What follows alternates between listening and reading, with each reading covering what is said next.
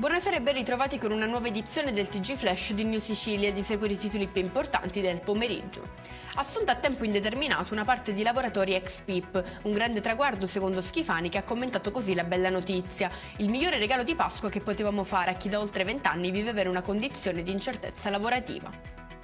Truffava i commercianti fingendosi maresciallo della Guardia di Finanza. È successo a Paternò, dove è stato arrestato un catanese di 56 anni che sequestrava illecitamente materiali dai negozi della zona.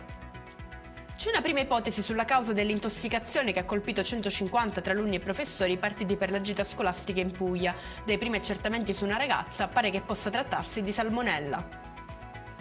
In occasione del ritorno della finale di Coppa Italia di Serie C tra Catania e Padova, lo stadio Massimino non sarà completamente chiuso al pubblico. Entreranno infatti i ragazzi dell'Under 14 rossa-azzurra e di scuole affiliate. Sole, bel tempo e clima primaverile, questo è il quadro meteorologico che farà da sfondo alla domenica di Pasqua in Sicilia. Persisteranno però sulla regione forti raffiche di vento. E con questo è tutto, prossimo appuntamento martedì alle 13:30. Grazie per averci seguito. Dalla redazione di New Sicilia gli auguri di una serena Pasqua.